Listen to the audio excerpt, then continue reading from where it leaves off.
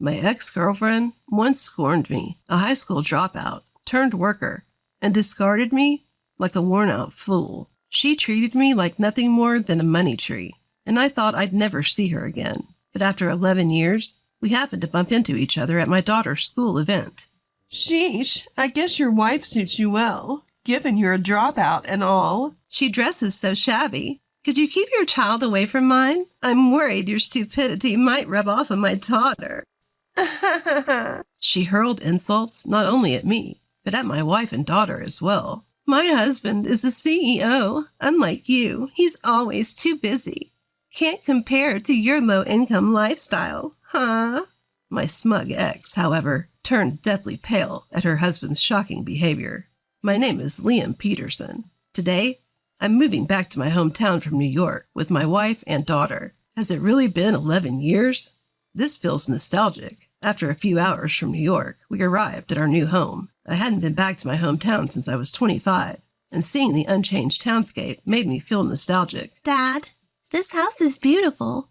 Will I be living here starting today? Yes, that's right. Do you like it? Yeah, I'm so excited.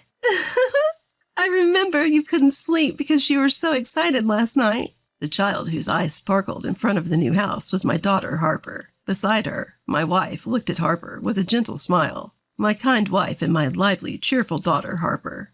For both of them, it's their first time living in a new city. But they are excited and helping with the moving process. I've decided to support these two with all my heart. A month quickly passed since the move, filled with busy days at work and in private life. Today is the first time we are attending a school event after Harper transferred schools. My wife and I worried about whether Harper was getting along at the new school. Decided to go together to check on her. The school is also my alma mater, and although it has been nicely renovated, some remnants of the old days remain, bringing back memories. Oh, aren't you Liam? At that moment, I heard a familiar voice from behind. Are you Riley, by any chance? Yes, it's been a while. Liam, who is this woman? My wife looked at her curiously. She's an old friend from back in town. She wasn't actually a person I could proudly introduce to my wife. I kind of beat around the bush. That's because she was my ex-girlfriend, whom I had dated for about 3 years since I was 21. At that time, I truly loved Riley, but it seemed it wasn't mutual. I lost my parents when I was young, dropped out of high school, and was struggling to survive with my brother. Despite everything, I had savings of $5 million, which was a bit more than my peers. Riley approached me, targeting this money, and constantly asked for branded goods and expensive items. I thought, if it's for Riley, and bought her whatever she wanted, even if it was a bit of a stretch. But naturally, after constantly buying her luxury goods, my savings eventually ran out, and the moment she realized I had no more money to give, Riley's attitude completely changed. I absolutely can't marry a dropout. You idiot. She mocked me and dumped me right then and there. Riley saw me as nothing more than a convenient money source. Seeing Riley for the first time in a long time, she was draped in branded clothes, and all the accessories she wore seemed to be expensive. Apparently, she was able to marry a high-spec man to her liking. Is your kid in this class too? Yes, her name is Avery. When did you return to this town? Just recently. I came back due to work. I see. So the new student Avery was telling me about is your daughter? Riley then frowned and glared at us. What is it? You're still dressing cheap as ever. From the looks of it, your income hasn't changed much, has it? Your wife seems to match your dropout style. What? I wanted to retaliate, but we were in Harper's classroom. I couldn't cause a scene. I swallowed my words and stayed calm. My wife, looking embarrassed, looked down at her inexpensive clothes. Afterwards, Harper's class observation started.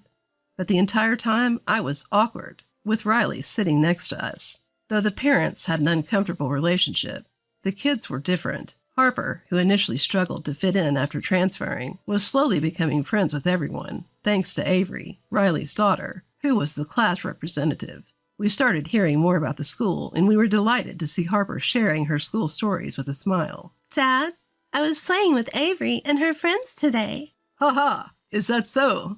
What were you guys playing? Unicycle? Avery is really good at it. She's teaching me at the school playground until evening. I hope Harper gets good at it soon. Did you come back with Avery and her friends after school?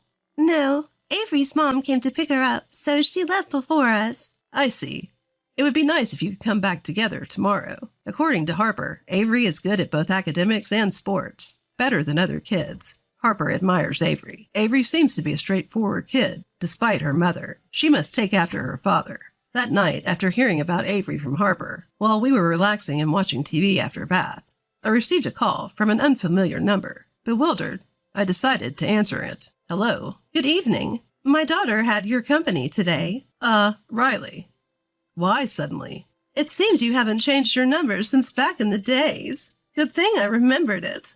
Apparently, she had memorized my number even after changing hers. I see you have a good memory, but why are you calling me at this hour?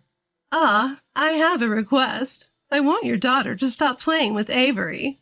I couldn't believe what Riley just said. What are you talking about? I'm afraid your stupidity might rub off on my Avery from your daughter. I mean, your daughter can't be that bright either. Just because I was like that doesn't mean Harper would be the same. Stop talking nonsense. I couldn't hold back my anger and retorted when she insulted my daughter. Your daughter, right? She'll eventually turn out the same. I thought you were finally gone, but here you are again, a sore sight. Why did you come back? I returned due to work circumstances. That can't be helped, can it? Feeling pretty high and mighty for not doing any real work, aren't you? Too incompetent that you ended up this far flung, right? Apparently her prejudice against me hasn't changed since back in the day. Riley continued to hurl abuse at Harper and me, based on her groundless delusions. Unlike you, my husband is a CEO and makes $20 million a year. We're in a completely different league compared to your family. Please be aware of your standing, and don't let your foolish daughter get too close to Avery. Without waiting for my response, she ended the call abruptly. What happened, honey? It's nothing. Don't worry about it. Upon hearing my confrontational tone, my wife looked at me with concern.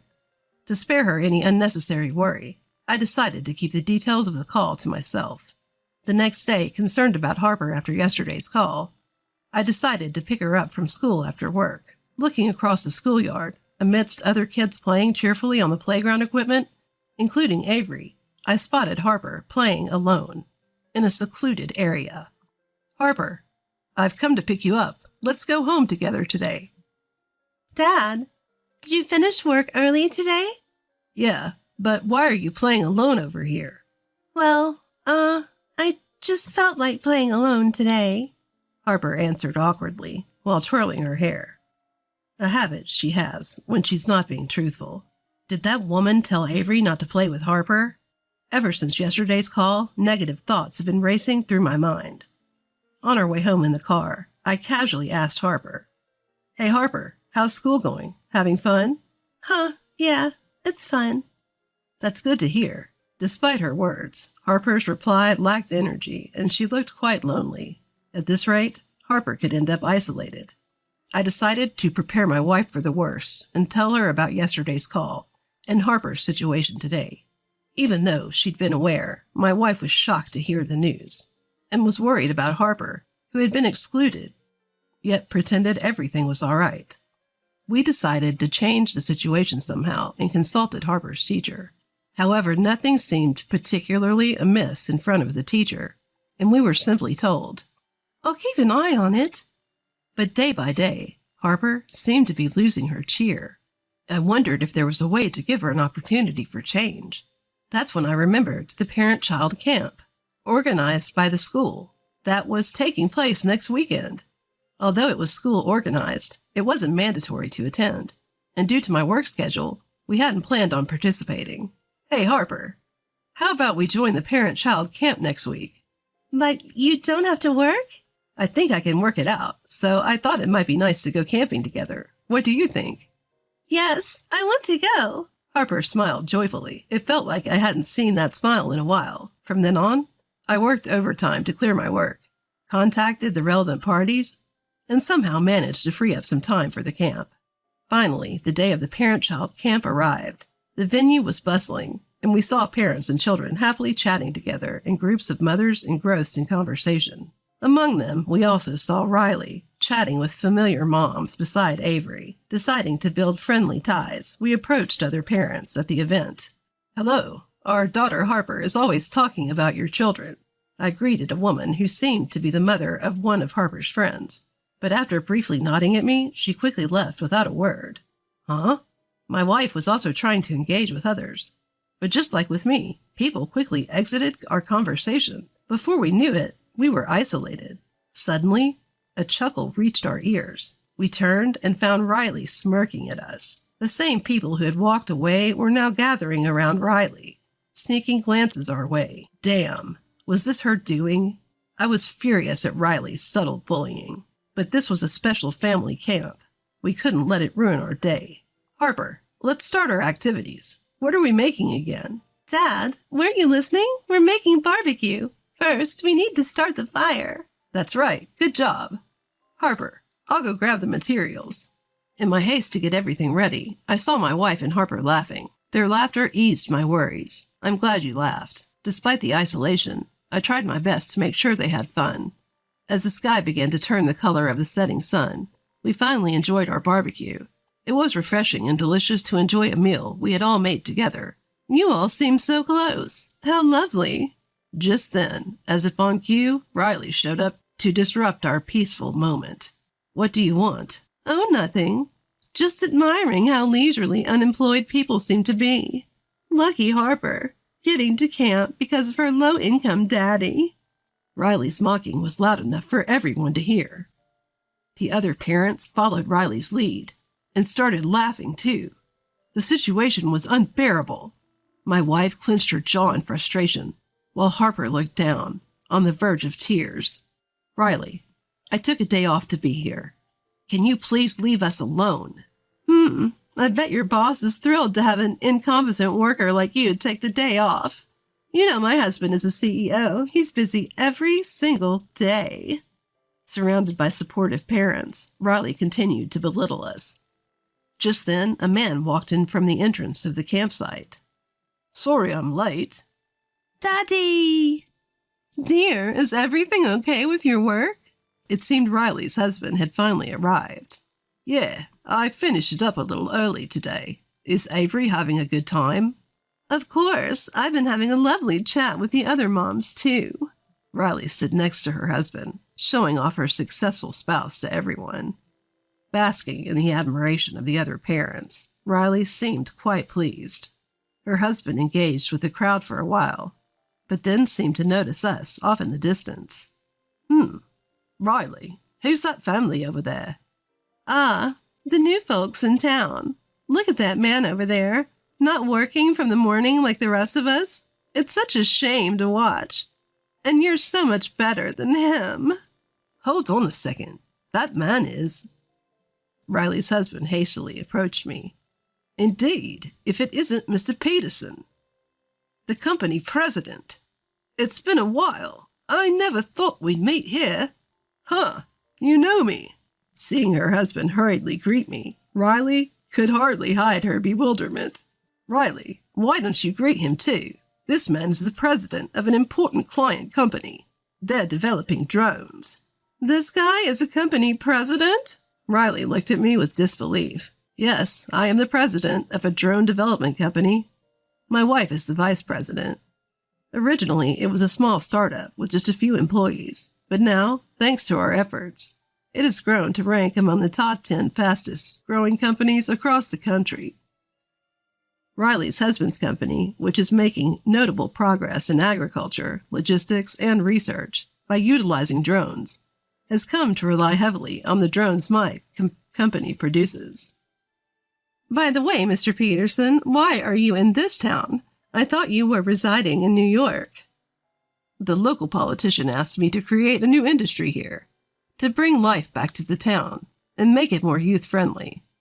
I'm originally from here and have always loved this town, so I was moved by the politician's passionate request." "Is that so? That's very like you, Mr. Peterson." No, I'm flattered." As she listened to our conversation, Riley turned pale beside her husband. "Riley, are you all right?" Her husband showed concern for Riley's ashen complexion. No, it's nothing really. Mom, you were being mean to Harper and Harper's mom and dad just now. Avery! Despite her daughter's attempts to hide the truth, Avery inadvertently revealed what had happened. What? What's going on? Avery, can you explain further? It's nothing really. We were just talking. I'm asking Avery, not you. So, what happened? Mom told me before. She said I couldn't play with Harper. I wanted to be friends with Harper, but she got mad at me and told me I'd be in trouble if I did. Avery hung her head in sadness. Mom also said really mean things to Harper and her family until Dad came. She called them stupid and incompetent. I wanted to tell her to stop, but I was too scared of Mom. Riley, what have you said to Mr. Peterson and his family? Hearing Avery's story, Riley's husband reprimanded her with a pale face. I'm sorry. I didn't know it was like this. Even if you didn't know, you've always judged people's worth by their money and education too much. You dismiss everyone as worthless. Your words could potentially destroy my company. What? That's a lie. Understanding the gravity of her actions, Riley's voice trembled and her eyes filled with tears. But why didn't you say anything until now? You could have talked back at any point. Unable to comprehend, Riley questioned me with a puzzled look on her face. We didn't want to bicker over status and money in front of our children, making fools of ourselves. Didn't that embarrass you? I added. Riley mumbled, her face turning bright red. I'm so sorry, sir. I can't believe what my wife has done to you and your family. Riley's husband was profusely apologizing to me, his head bowed in deep remorse. I'm so sorry. It's all my fault. Please don't cut ties with my husband's company. Riley, too, was desperately begging for forgiveness. Don't worry, I'm not going to end our business dealings. Really? Yeah, but I have one favor to ask. I turned to face Riley squarely. At this, Riley's face tensed. Could you try to get along better with my wife and daughter from now on? They've just moved here and are likely feeling quite unsettled. Upon hearing this, Avery, who had been watching from a distance, spoke up to Riley, looking apologetic. Mom, you told me I couldn't play with Harper, but I really want to be friends with her. Is that okay? Yes, do as you wish. At those words, Avery, looking pleased, ran over to Harper. Harper, I'm sorry for leaving you out. Avery, it's okay. Harper agreed to a truce and shook hands with Avery. Harper, let's go play with everyone over there. The two of them held hands and ran off towards their friends, smiling all the way. I watched them, marveling at the resilience of children. Kids are amazing, even at such a young age. They have their own wills, can apologize honestly, and move forward. That's something we adults struggle with. At my words, Riley murmured. Yes, that's true. I was wrong about you. I've been judging you based on the past. You've become such a remarkable person since we parted ways. I'm sorry. Haha, so you've finally seen the light, huh? Thinking about our children and their future, I decided to forgive what Riley had said and done. I didn't want our issues as parents to affect our children's futures. After the camping trip, Riley stopped looking down on me and bragging incessantly about her husband to the other parents. Furthermore, she has begun to open up slowly but surely to my wife and Harper. Harper, who was downcast just a few days ago, is no longer ostracized, and she's back to the bright, kind child she used to be. Now, she's become Avery's best friend, leading a happy school life almost every day. Now, we feel blessed to hear Harper's sincere words about how she's happy. Will you be working late today? Yeah, I have an important meeting with a client. I replied, gathering my work documents into a bag and preparing to leave the house. Dad? Suddenly, Harper dashed to the front door, halting my attempt to open it. What's up, Harper? Did you forget something? No, that's not it. There's something I want to say. Oh, what's the formal tone all of a sudden? Well, I know I've said a lot of things before, but I think you're really cool. Dad, working so hard all the time. Thanks for always doing so much for us. With that, Harper bashfully handed me something red. Is this a good luck charm? Yeah, Avery and I made it together at her house yesterday. It's to wish you joy as you work hard every day. There were some tricky parts, but Avery's mom helped a bit. I see. Thanks, Harper. I'll treasure it. I carefully stowed the slightly awkward charm in my bag. Well then, I'm off. Okay, take care. With a smile on my lips, I cheerfully opened the front door to start another day.